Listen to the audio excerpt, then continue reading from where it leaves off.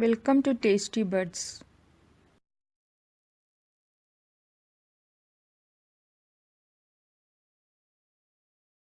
അപ്പോൾ നമ്മളിന്ന് ഉണ്ടാക്കാൻ പോകുന്ന ഫിഷ് മോളിയാണ്.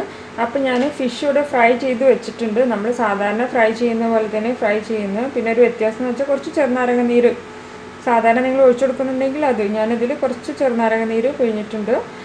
ബാക്കിയൊക്കെ നമ്മൾ സാധാരണ ഫ്രൈ ചെയ്യുന്ന പോലെ തന്നെ ഫ്രൈ ചെയ്തെടുക്കുക. ആവോലി ചെറിയ കഷ്ണങ്ങളാക്കി ഫ്രൈ ചെയ്തെടുത്തതാണ്. ഇത് ഏകദേശം 1 കിലോ ആവോലി ഉണ്ടായിരിക്കും. ഫ്രൈ ചെയ്യുന്നതൊന്നും ഞാൻ കാണിച്ചിട്ടില്ല, കാരണം എല്ലാവർക്കും അറിയാം ഫിഷ് ഫ്രൈ ചെയ്യുന്നത് എങ്ങനെയാണെന്ന്. അത് കാരണമാണ് ഇത് കാണിക്കാതിരുന്നത്. അപ്പോൾ ഇങ്ങനെ ഫിഷ് ഫ്രൈ ചെയ്തെടുക്കുക. ഇനി നിങ്ങൾക്ക് ഫുള്ളായിട്ടാണ് ഫിഷ് ഫ്രൈ ചെയ്യണമെങ്കിൽ അങ്ങനെ ഫ്രൈ ചെയ്തെടുക്കാം. അല്ലെങ്കിൽ നിങ്ങൾക്ക് ഇങ്ങനെ പീസ് പോലെ ചെറിയ പീസ് പോലെ ആക്കിയിട്ട് ഇങ്ങനെ ഫ്രൈ ചെയ്തെടുക്കാവുന്നതാണ്. അപ്പോൾ ഇനി അടുത്ത സ്റ്റെപ്പ് നമുക്ക് നോക്കാം. അപ്പോൾ ഞാനൊരു മൺചട്ടിയാണ് സ്റ്റൗവിൽ വെച്ചിട്ടുള്ളത്. അപ്പോൾ അതിലേക്ക് ചട്ടി ചൂടായിട്ടുണ്ട്. അതിലേക്ക് കുറച്ച് നമുക്ക് കോക്കനട്ട് ഓയിൽ ഒഴിച്ചു കൊടുക്കാം, അതായത് വെളിച്ചെണ്ണ ഒഴിച്ചു കൊടുക്കാം.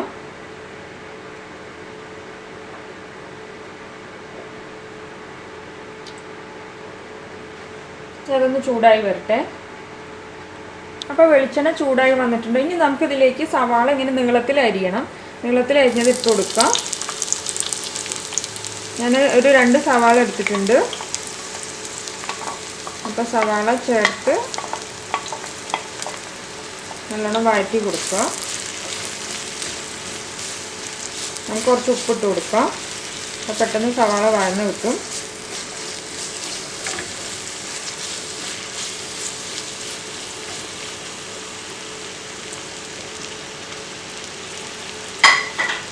സവാള ഇങ്ങനെ നുറുക്കി അരിയാൻ പാടില്ല. നമ്മളിങ്ങനെ നീളത്തിലാണ് ഫിഷ് മോളിക്ക് അരിയുന്നത്.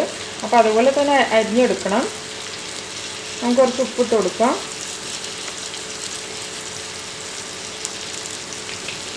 ഇനി അതൊന്ന് ഇളക്കി യോജിപ്പിക്കാം. അതൊന്ന് സവാള ഒന്ന് വഴന്ന് വരട്ടെ. അതിനുശേഷം നമുക്ക് കാണാം. അപ്പോൾ നമ്മുടെ സവാള വഴന്നിട്ട് എണ്ണയൊക്കെ തെളിഞ്ഞ് വന്നിട്ടുണ്ട്. ഇനി നമുക്ക് ഇതിലേക്ക് ആഡ് ചെയ്യാനുള്ളത് കുറച്ച് വെളുത്തുള്ളി ചതക്കാണ് ഏറ്റവും നല്ലത്. ഇനി നിങ്ങൾക്ക് മിക്സിയിലിട്ട് ആക്കണമെങ്കിൽ അങ്ങനെ ചെയ്യാം. അപ്പോൾ വെളുത്തുള്ളി ചതച്ചത് ആഡ് ചെയ്ത് കൊടുത്തു. ഇനി നമുക്ക് ആഡ് ചെയ്യാനുള്ളത് ഇഞ്ചി ചതച്ചത് ആഡ് ചെയ്ത് കൊടുത്തു.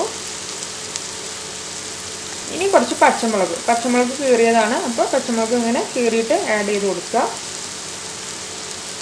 നന്നായി ഒന്ന് ഇളക്കി യോജിപ്പിക്കുക. ഇതിൻ്റെ പച്ചച്ചുവയൊക്കെ ഒന്ന് മാറി കിട്ടട്ടെ. ഞാനത് പച്ചച്ചുവ മാറിയതിന് ശേഷം നമുക്ക് കാണാം. അപ്പോൾ നമ്മുടെ ഇഞ്ചി വെളുത്തുള്ളി പച്ചമുളകൊക്കെ ഇട്ടിട്ട് എണ്ണ തെളിഞ്ഞ് വന്നിട്ടുണ്ട്. അതിൻ്റെ പച്ചമുളകൊക്കെ മാറിയിട്ടുണ്ട്. ഇനി നമുക്ക് മസാലപ്പൊടികൾ ഓരോന്നായിട്ട് ആഡ് ചെയ്ത് കൊടുക്കാം. ആദ്യം നമുക്ക് ആഡ് ചെയ്യാനുള്ളത് കുറച്ച് മല്ലിപ്പൊടിയാണ്. അപ്പോൾ മല്ലിപ്പൊടി ഒരു 2 ടീസ്പൂൺ ആഡ് ചെയ്ത് കൊടുക്കാം.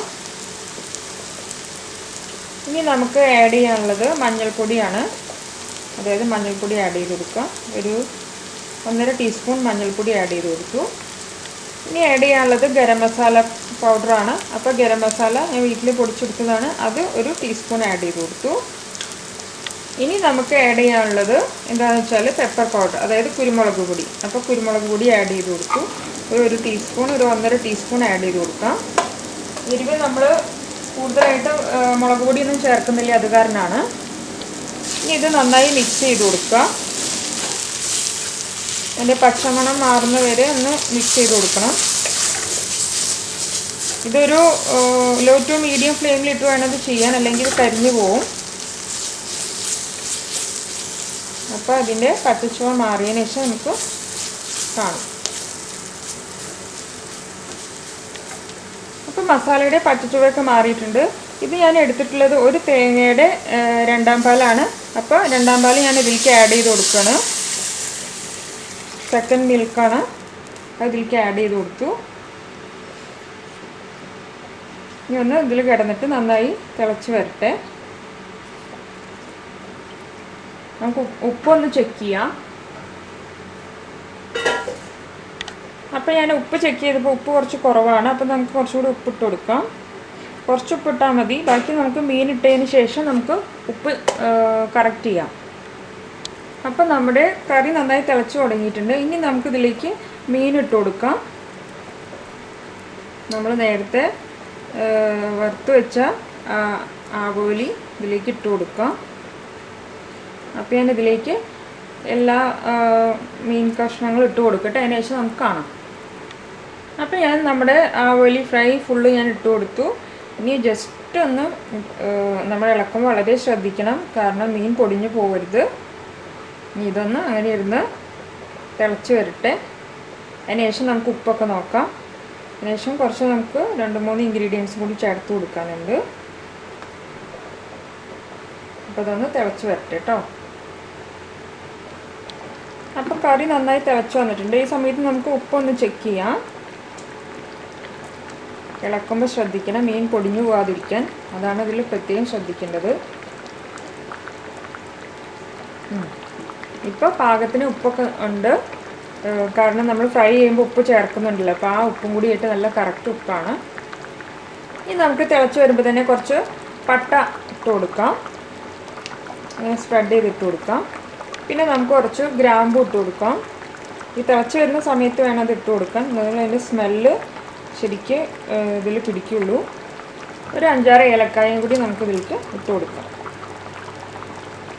ഗരം മസാല നമ്മൾ ഓൾറെഡി ചേർത്തതാണ്. ജസ്റ്റ് ഒന്ന് പതുക്കെ ഒന്ന് അതിൻ്റെ മേലെ നിന്ന് ജസ്റ്റ് ഒന്ന് താഴാൻ വേണ്ടി ഒന്ന് മിക്സ് ചെയ്ത് കൊടുക്കുക. നമ്മൾ കുറച്ച് നേരം കൂടി വെയിറ്റ് ചെയ്യണം.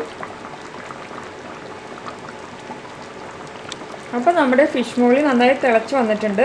ഇനി നമുക്ക് ലാസ്റ്റ് ചേർക്കാനുള്ള ഇൻഗ്രീഡിയൻറ്റ് നമ്മൾ 2 കപ്പ് ഒന്നാം പാൽ ചേർത്ത് കൊടുക്കുക. ഇതിലേക്ക് ഒന്നാം പാൽ ചേർത്ത് കൊടുക്കുക. ഫസ്റ്റ് കോക്കനട്ടിൻ്റെ ഫസ്റ്റ് മിൽക്കാണ്. അപ്പോൾ അത് 2 കപ്പ് ഞാനിതിലേക്ക് ചേർത്ത് കൊടുത്തു. ഇനി അധികം നമ്മൾ തിളപ്പിക്കാൻ പാടില്ല. അപ്പോൾ ജസ്റ്റ് ഒന്ന് വെയിറ്റ്, ഒന്ന് ചൂടാവുന്ന വരെ മാത്രം വെയിറ്റ് ചെയ്യുക. ഇനി തിളപ്പിക്കേണ്ട ആവശ്യമില്ല. അപ്പോൾ നമുക്ക് ജസ്റ്റ് ഒന്ന് ചൂടാവുന്ന വരെ ഒന്ന് വെയിറ്റ് ചെയ്യാം.